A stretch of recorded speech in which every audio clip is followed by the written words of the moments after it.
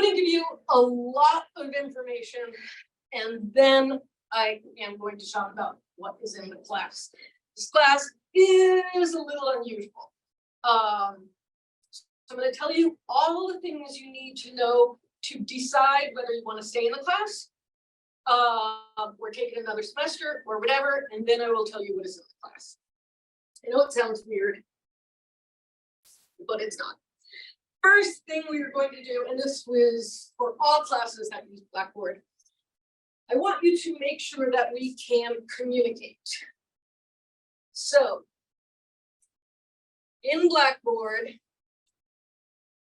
go to, you guys see, I don't see exactly what you see, just so you know. So I might not be familiar with the student outlook, but go to my Blackboard. It'll be something that says settings. Go to your personal information. In that personal information, I want you to make sure your email address is the one you want to use. Because every semester, someone will be like, what are you talking about? I didn't get that email. And they'll go and we'll look at their personal information in there. And it's either an old email that they no longer check. It might be their high school email. And sometimes even BMCC put in a typo. So, but when I send out emails, I have to do it via Blackboard. And whatever email you have in Blackboard is the one it goes to.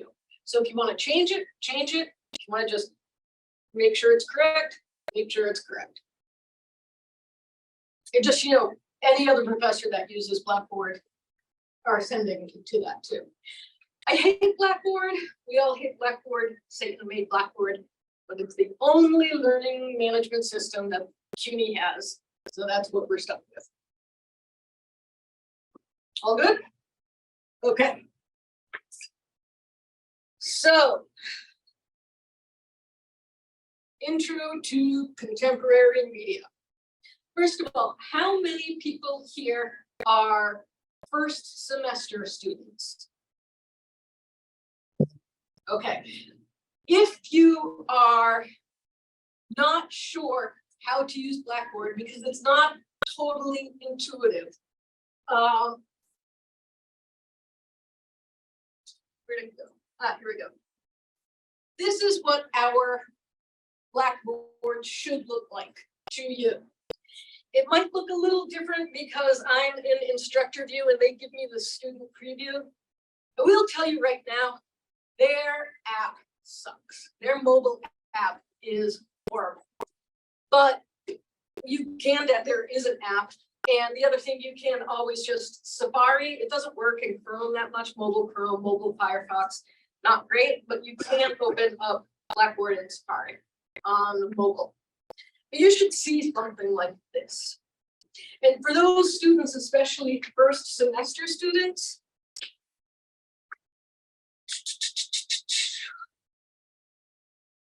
on this tutorials page, I have a lot of things. This little how to use Blackboard thing, but I show you other things too. It's mostly technical stuff. How to use mobile scanning software, and we'll get to why that might be helpful. And this is big, how to save any document as a PDF. Whether it's Google Docs, Microsoft Word, Open Office, how to turn it into a PDF. So anytime there's a technical thing, it's probably going to be under tutorials. How do I go back? All right. So that was first. How many people are first year?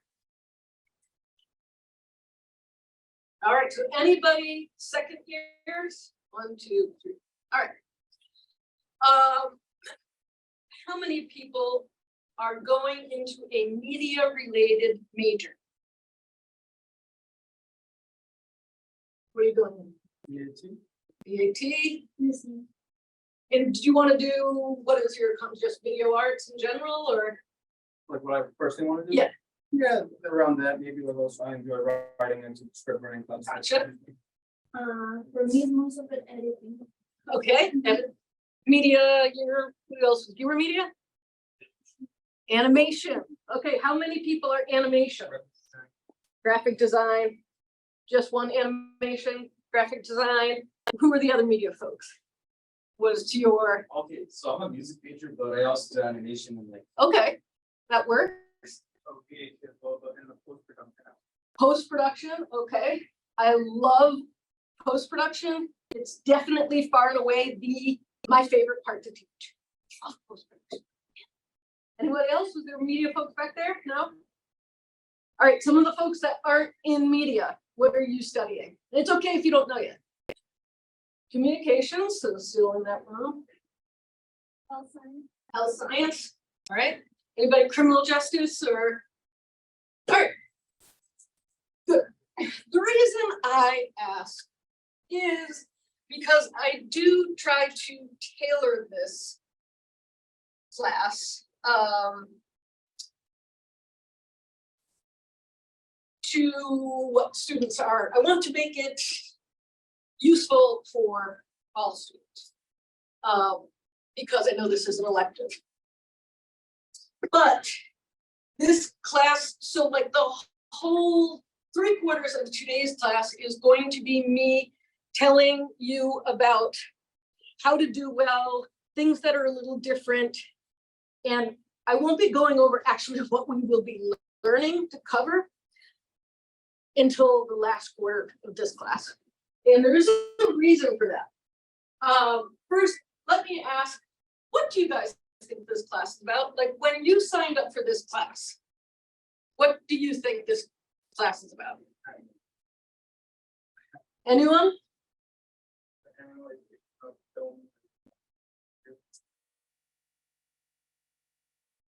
Yeah, it's kind of a lot of bullshit. There's, yeah, I mean, it's not that we teach a lot of bullshit. The name is just totally awful. I mean, it doesn't say anything. There's this old joke that there's two fish in the ocean hanging out, and then this older fish swims by and says, "Morning, boys, how's the water?" They keep swimming, and then one of the fish turns to the other one and goes, "What the fuck's water?" And they live in it. It's so pervasive. Fish have no idea of the concept of water. It's the same thing with us and media. It is so all pervasive that we don't even recognize it a lot of the times. You guys read and understand a language that you don't know how to speak yet. Because media is a language. And if you don't know how to speak it or how to write that language yet, it is a lot easier for those of us that do know how to speak it to lie to you.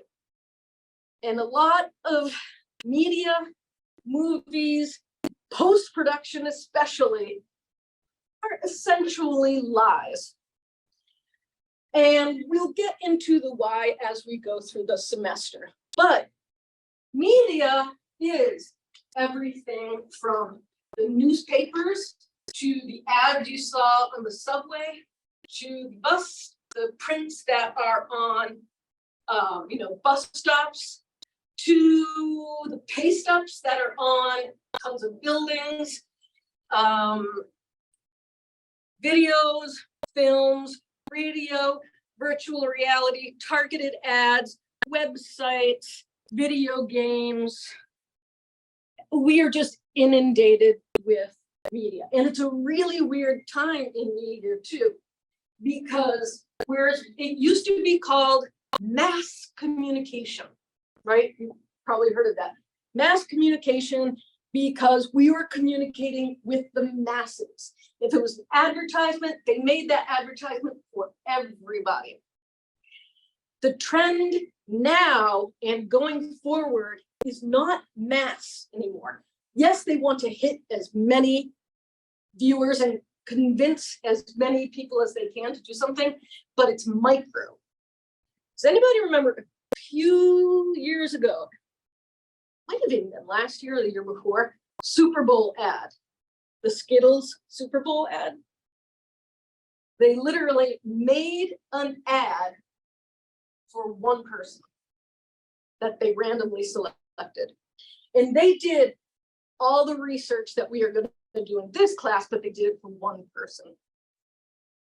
That is what this new media landscape is.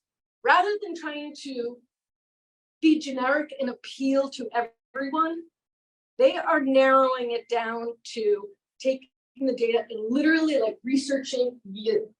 And they will use all of your data to target you, because it's a hell of a lot easier to convince someone to do something if you only have to convince them. Say I had to convince the both of you, right? Well, now I've got to know what you guys have in common, what fears you have in common, what aspirations you have in common, what your likes are, where you live.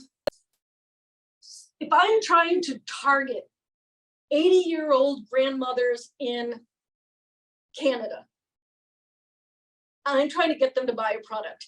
And I also want 12-year-old boys in Kansas to buy that product. There might not be a lot of crossover in what they like. And mass communication used to just be like, well, we need to get, but we want both of those groups to buy it. And so that's why they would put out ads like, you know, Dr. Bronner's soap, good for everybody and everything. Now it's going the other way. They're like, nope, we're going to tailor each ad to each person, because we now have the ability to research that person. And then we can research everybody and target it. And you are dropping data everywhere you go. WebMD, who has used WebMD? You've looked up an illness, like, how do I know if I have mumps? And it'll come up, it'll be like Google Doctors or WebMD or some other free site. WebMD does not exist because they care about your health. WebMD exists because they want to make money. You might think that that's weird. It's like they don't have ads on there and they are not selling a product. And so how does WebMD make money? Like I said, they're not doing it because they love you. They're doing it because they see what you're looking at, and then they can sell that to someone. So if you're looking up genital herpes, I promise WebMD is taking that information, compiling a list of all those people, and then they sell that list and all their contact information to pharmaceutical companies or an advertising agency or whatever. This came to light about 5 years ago when some company, and there are specific companies that do this, they gather internet data. Wonderman is one of the big ones. There are a few others. They had compiled the IP addresses and of people who had searched for rape survivor support groups. And they sold that data. Like, these people are looking up rape support groups. And they sold that data to medical marketers, of those telehealth things, so that those companies could turn around and advertise to those people. That's really sleazy, and a lot of people were rightfully outraged about that. But that is where you're leaving all your data. And now as Meta gets bigger and Alphabet gets bigger, you guys know those two companies? Meta being Facebook's umbrella, and Alphabet is everything Google owns, and Google does own everything. They are able to see who your friends are, what your friends buy, all of that sort of stuff. If you've heard the term big data, that is because it really is king right now. And so a lot of this class will be research and knowing where data comes from and how to use data so that you can speak this language that you already know. And like I said, the more you know about it, the easier it is to see how people are manipulating it. We will learn how to use all that research. And I promise you that research is not just for ads. Feature films, if you don't think they're using your data to come up with audiences that will appeal, to make something that will appeal to a certain demographic, they research what that demographic is like, and then they make a film for that. Yes, there's art and creativity, but please know that feature films and all like that, it is business. It's like business the way stocks and bonds and investing is a business. I'm going to go over a little more specifically towards the end of the class, but for the beginning of the class, let's talk about, zoom out a little bit, important stuff. As you can see, Blackboard is where this is. Your assignments will be up here. The syllabus, course schedule, all that sort of stuff is up there. My email address, mdemarco@bmcc.cuny.edu. My office hours. I say I'll respond within 2 business days. Hopefully it doesn't take me that long, but I'm telling you that in case if you email me at 9 a.m. about a homework that's due before class, I'm probably not going to read it on time. So give me 48 hours to get back to you. My official office hours are Thursday morning before this class. I don't have an office. So if I did, I'd go to that office, I'd sit there. If you wanted to stop by, you stop by, you ask me questions, we chat. I don't have an office, so I have to know ahead of time if you want office hours. So on Blackboard, you can click on office hours, it brings you, click on something else, it brings you to a calendar, you can schedule that, it will give you information. But that's not going to work for all students, I know that. So if that doesn't work for you guys, just email me. You're like, hey, I need office hours to talk about thus and such. And we can schedule a time that works for you.